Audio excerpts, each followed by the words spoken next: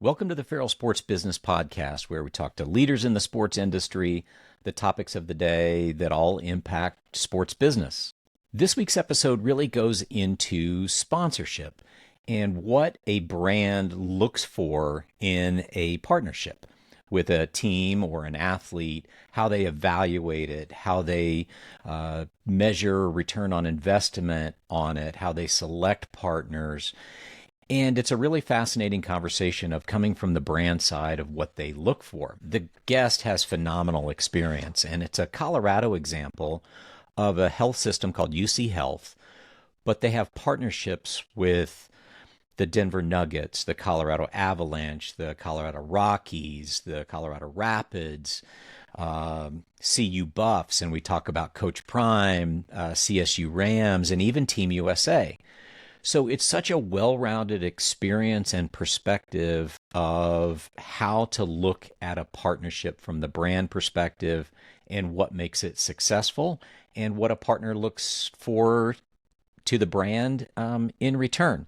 This week's guest is the sponsorship director for UCHealth, Bill Smith.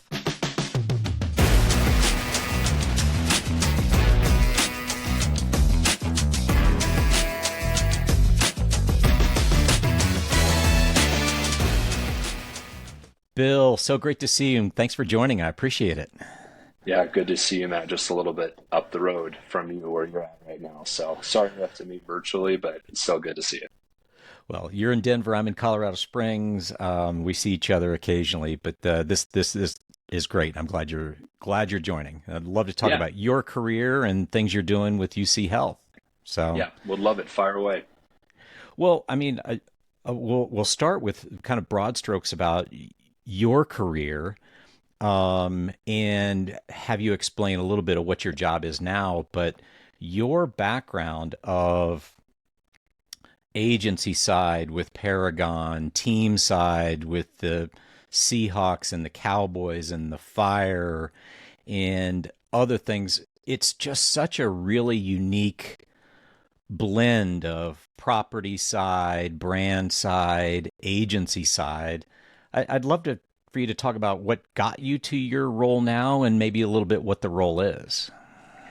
Yeah, I mean, I bounce around a lot. That's very true. I mean, I don't even think on my resume still isn't my internship with the Detroit Lions when I was in college. So you can add another city in there. But yeah, I'm one of those guys that bounce around. I've lived in every time zone and I've settled down here. I've been in Colorado for almost 9 years now, and this is kind of where we landed. But yeah, I think sometimes when you work in sports, some people are able to climb the ladder at an organization or two, and other ones bounce around.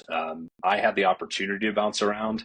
I think that every stop I made, I learned something about myself, whether it's something I'm not good at or something I am good at, and I want to pursue a little bit more. So I do think that the diversity in my career has really helped me really understand maybe a few different aspects of this industry and where people are coming from, perspectives.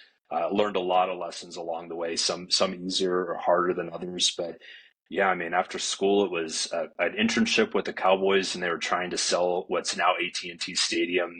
And it was a lot of phone calls. It was pure sales, right? And it's great because it was essentially the beginning of what ultimately became Legends, was selling that stadium. So it was a really amazing experience, learned a lot. I was able to hop up to work for the Chicago Fire MLS team. I wanted to move to Chicago, and I did sales there. I'll be honest, I wasn't great at it.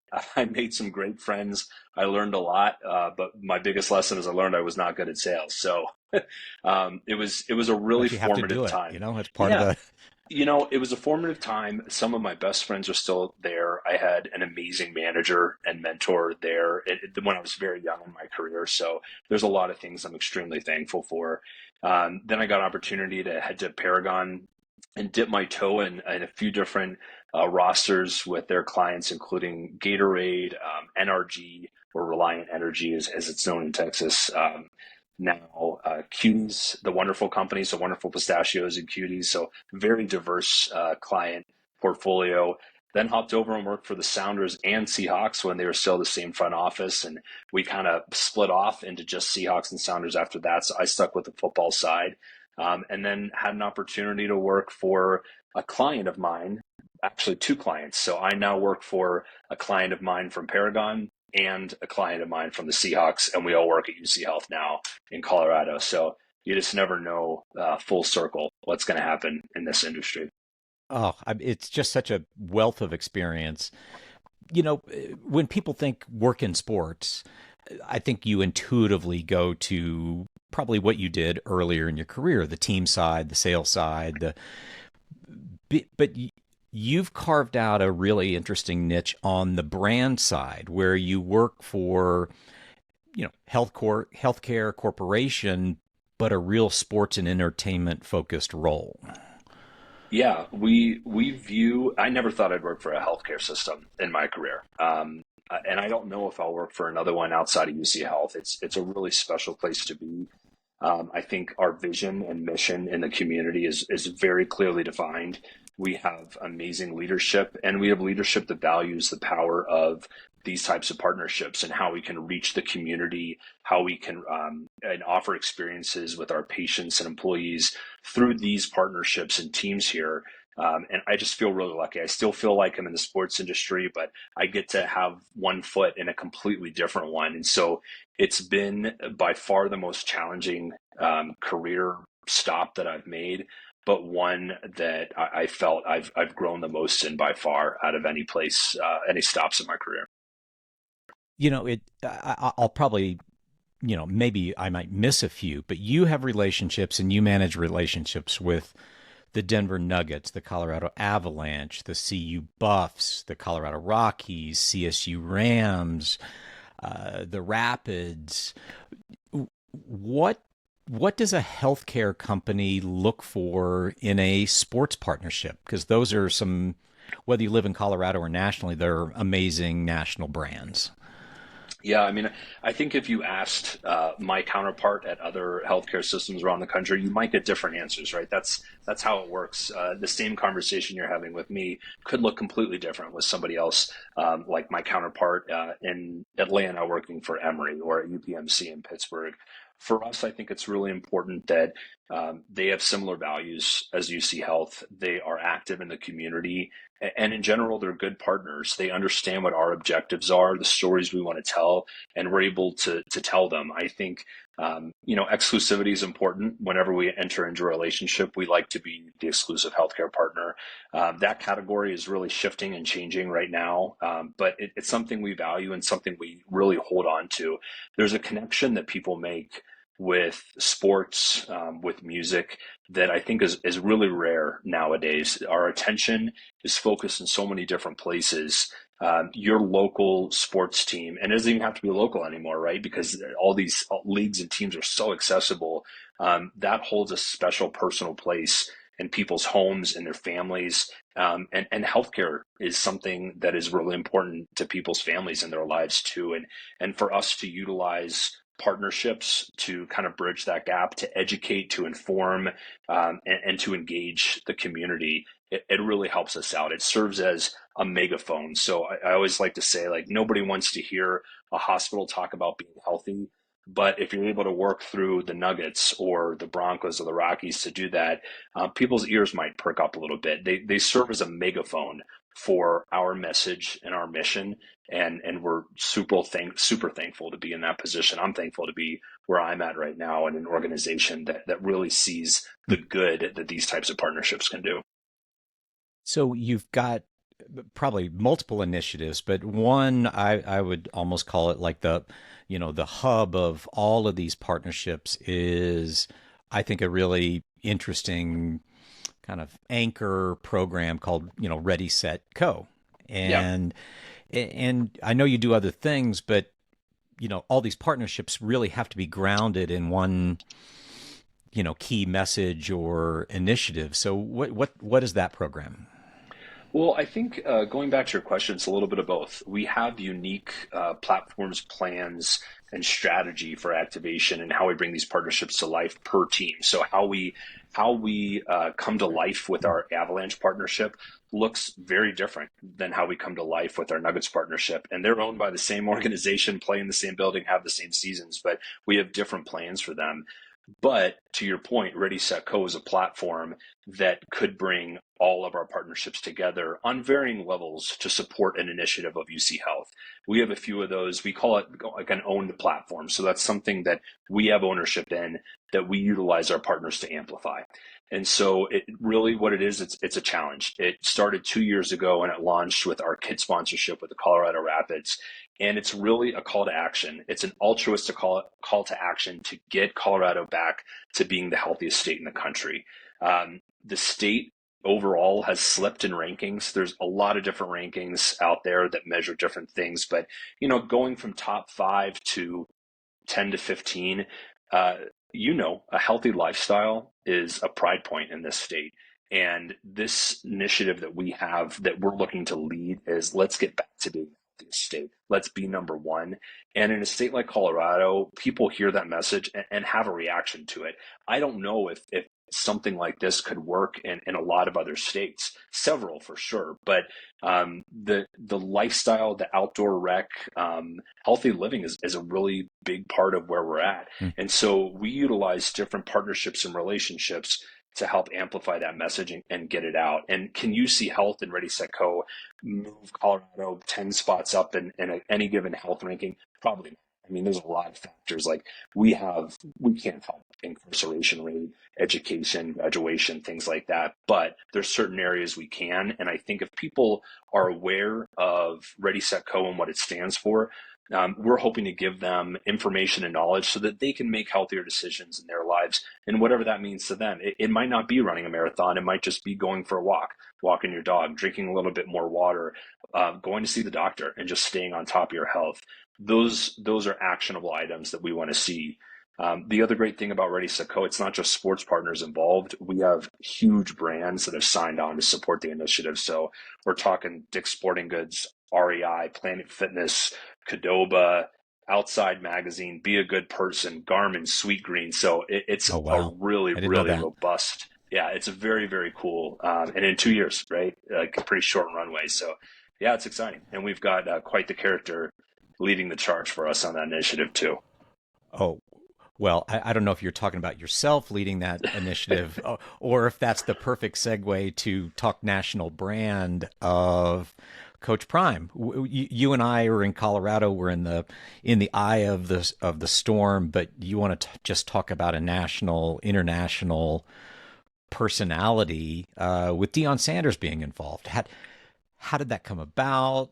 You're starting to see more ads around it. I just find him one of the absolute most fascinating characters in life, let alone sports. I think you hit on it. There's nobody like him, right? And just around the time that we were launching Ready Set Co, he landed in Boulder, right? That was 2 years ago, November, really. And we immediately said, we should talk to this guy, because if anybody can serve as the biggest megaphone, the biggest motivator for getting people to be healthier, we think it's going to be Coach Prime here in Colorado. Now, was that a bit of a bet? Sure. But there's one thing about Deion, wherever he goes and whatever he does, he will find success. And we believed in that. It's turned out to be true. The guy has just outperformed every expectation that people have had of him. And for him to be that face for us on an initiative to get people to be healthier, what a great fit. I think we're one of his only local partners. And so using UCHealth as a vehicle for him to really reach out to the Colorado community specifically, and for us to be able to leverage our relationship with him to help improve lives, which is at the end of the day what our mission is. Man, it's been really fun. It's been really exciting. We're also partners with CU and their athletics department. So merging everybody together has really helped out a lot. I think it's been a win-win-win in a lot of different ways, that relationship. Oh, it's a fun one. I mean, there's no getting around the guy's a needle mover in many ways. I want to shift gears a little bit, and we're going to talk, generically of you sit on the, you're managing partners, you're signing partners, you're evaluating partners. And I just want to get your brand perspective of what you look for in a partner. And we're probably going to break that down in a few different ways, but Um, Not seeking anything confidential from you, Bill, but how do you look at a return on investment when you look at partners specifically in the sports paid space? Yeah, that's a good question. I mean, ROI can mean different things for different partners. What success means for um, a minor league baseball team in Colorado Springs, for instance, might not be the same way that we measure success with the Denver Nuggets. And that's okay. And I think that we recognize that we take a variety of factors into account when we measure ROI. Um, Data from the teams, working with our agency partner Paragon and their expertise. We do fan surveys for our major league teams and help measure recall, preference, and a myriad of other factors that go into a tool that we use to basically score out ROI on each partnership. We weight things differently depending on what's important to us and where we find the most value. And I think the most important thing about ROI is we're always evolving. Every year we take a look at it and say, do we need to tweak this here? Do we need to tweak that there? What was valuable to UCHealth in 2017, about a year after I started, it's just not the same several years later, right? So at that point in 2017, we had rebranded and brought all of our hospitals under one brand, and awareness was a big part of what our goals were at that point. That shifted a little bit over the coming years. We're now back to a little bit more of a preference standpoint. So I think that the malleability of ROI as the world changes, as partnerships change, as our industry changes, is one of the most important factors that we take into account.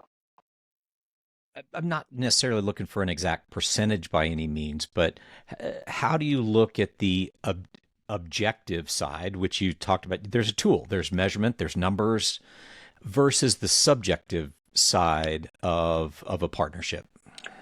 Yeah, I mean, as much as possible needs to be measured. We definitely don't want to get in the habit of evaluating partnerships based on what Bill thinks. That's a Yeah. dangerous place for us to be in, right? So it needs to be quantitative, but I'd say a really good metaphor for that is like an athlete. You're likely not going to recruit an athlete or scout an athlete based on a stat sheet, on just numbers. There's people out there that are experts in their field, that go to games, that go to practices, that evaluate talent, that have their eye on qualitative things and subjective things and characteristics. And they take that into account when they evaluate that athlete and their potential. I think that's a really rough metaphor, but I think that there is a subjective notion of evaluating partnerships too. But at the end of the day, it does need to be really grounded in data, because then you can go back to it and it could be reliable for you. If somebody, if I'm gone from UC Health tomorrow and somebody else comes in, they should be able to see exactly what we're doing, what we find successful, and it shouldn't be based on, a personal conversation with another person. So we really try and make it very fair and very easy to understand and straightforward. I think the less gray area, the better when it comes to evaluation like that. I mean, that makes sense because I mean, the way you described it is perfect. That if you weren't there tomorrow, does it stand up? Does it stand up to the nurse or the doctor or the administrator somewhere else in your organization kind of understand what's behind this and why you're doing it as well? I would think that would be important just to sell it in. I'd say yes and no. Okay. I don't expect to know anything about brain surgery from a surgeon, and I don't expect him to know anything about what I do in sports partnerships. So I think, and that's funny, right? Because like my Well, I didn't colleagues mean the are, analytical tools part, but why are but we my involved with colleague, the Nuggets? Yeah. exactly. And we do need to pitch that. And we pitch that to different audiences different ways. So our employees, our providers, our patients, and then the general public, right? Like they understand partnerships in different ways. And yes, 100%, we have to be mindful of that. So, general question that you can kind of take as you see fit. What makes a good partner? Um, what makes a good partner? I think there's a lot of things that make a good partner, right? Like Yeah. I can look at it as what makes me a good partner versus what makes the teams or the venue or the property a good partner. I think a common understanding of goals and objectives on each side is really the thing that makes the best partners. If they don't understand, if your counterpart doesn't understand what success means to you, what challenges you have, and really work with you and be proactive in trying to tackle that stuff, then there might not be such a great partner. Um, at the end of the day, some partnerships are also just transactional. Like maybe they don't have the staff to be extremely strategic. They're working with a huge set of interns. Like there's a lot of organizations and properties that don't have partnership strategists involved. And I think that as long as you feel like you're valued and that you're returning that value in kind, that's what makes a good partner. We want to be just as valuable to the Colorado Rockies, to the Colorado Rapids as they are to us, and that mutual understanding makes a great partner. Well, it's funny because I was going to kind of go that direction. Every partnership has a business element and an element to it. So setting that aside, Mhm. what does a partner need from you? They need direction. Um, if I cannot articulate what my goals are and what we're trying to get out of the partnership, how are they supposed to help us deliver, right? They need me to be honest. They need to trust that even if we're going to have a difficult conversation, which in business in general, there's difficult conversations, right? With partnerships, not everything is hunky dory, rose colored glasses all the time, but it's trusting, hey, if we're having a conversation that's a little bit tougher than the other ones, I still have your best interest at heart, and I trust that you have my best interest at heart. I think that those are a lot of factors that trust is a huge part of what makes partnership. And yeah, it's in my arena, in the sports industry and where we work, it's important, but really anywhere, right? Like when you work with a client, when you are working with a vendor, that trust is really what's going to dictate success for you. Well, th this is one that I have to ask you, and I'm not asking you to call out anybody, but and I'm making up a number. So if you have 10 partners, you've probably turned down 90. What are some good, bad examples that come in your door, and any examples that you just scratch your head and like say, "Come on, man, you gotta be better than that." Yeah, I mean, I think there's a lot of proposals, there's a lot of conversations that come through that are fantastic. They're great pitches, they listen, and there's some sort of factor, usually timing or budget, that dictates we may or may not move forward with that specific proposal, right? Um, I think that what makes a good pitch is listening to what our objectives are and asking great questions that can then be reflected ultimately in what the proposal looks like. Hey, we heard that you X, Y, and Z. Here's some assets and here's some ideas we have that we think could be good thought starters for us to help you accomplish X, Y, and Z. Laying things out like that are great, and honestly, even if they're not um, right on the nose, the fact that effort was put in to really understand what our needs are and for a pitch to address that is really important. I think the not so great ones are just transactional, right? They're not listening, they're not asking questions, Hmm. and it's more like, what have you done for me lately, or what can you do for my bottom line? What can you do for my bottom line in time for the deadline on my bonus structure? Like sometimes people will legitimately tell that to us. We need this. I need this I signed haven't heard because it that one. affects my compensation, right? And that's just like, oh gosh, like I hear you, right? Like that's legit, and people need to make a living, and we understand. Like there's commissions involved in things, but that transactional nature can be a little tough. I think the other thing is like I pitch all the time. I have to pitch internally. I have to pitch to partners.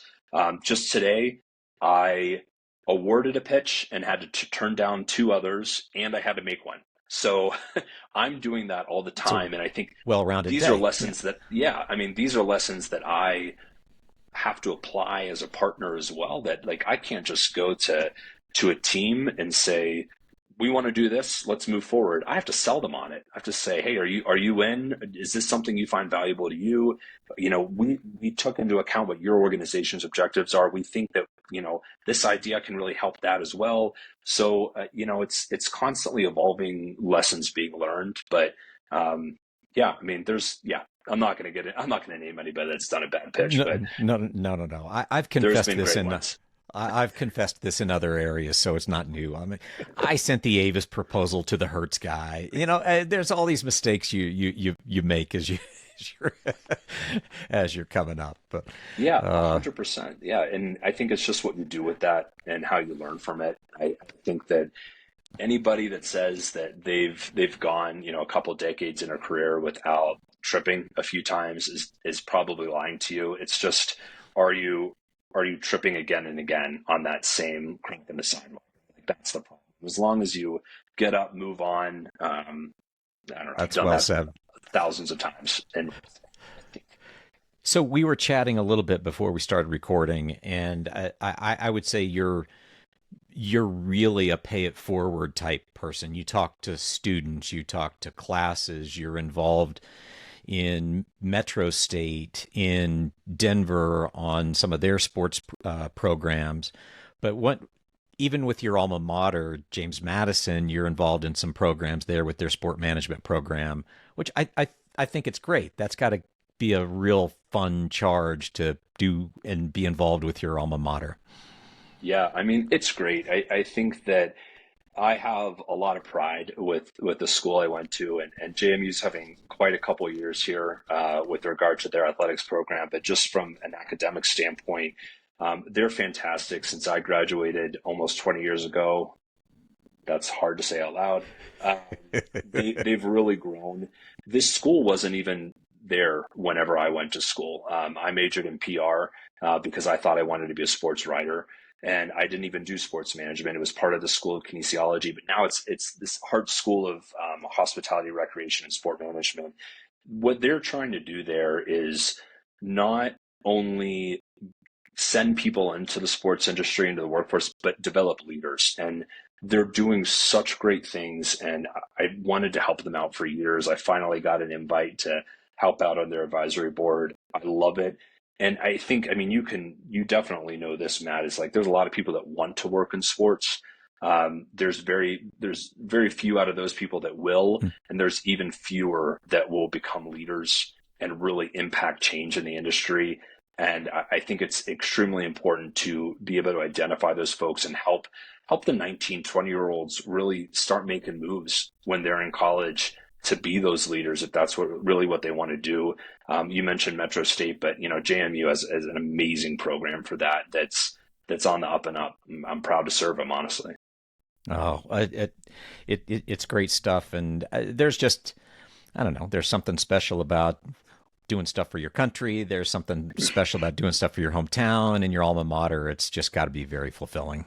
So, Yeah, yeah, it's great. so last question for you is I just call it the shameless plug. Anything you've got going, anything that you want to add, how people should follow UC Health and what you're doing in the sports world? I don't think necessarily a shameless plug. I think that there's a lot of really great stuff going on in the sports industry today that's not happening at the big global brand stage. That's one of the things I love working where I work. We are focused in our own community. We are Colorado.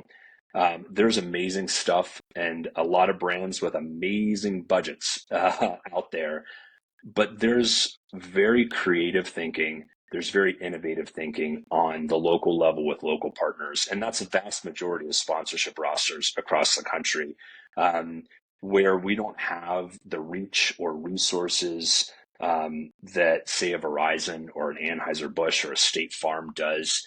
I think looking towards those local in-market partners and what they're doing, will surprise a lot of people if they haven't looked there before. We feel really fortunate to consider ourselves leaders in that space, not only in our industry, but really in sports in general.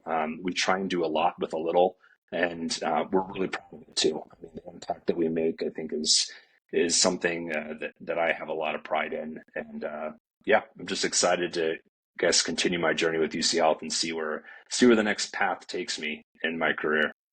Well, it's awesome, and I can't tell you enough how much I appreciate you joining. And whether you live in Colorado or not, listening or watching this, just the lessons that can be applied for sponsorship and working in sports and careers is invaluable. So, Bill, thank you so much. Yeah, good seeing you again, Matt.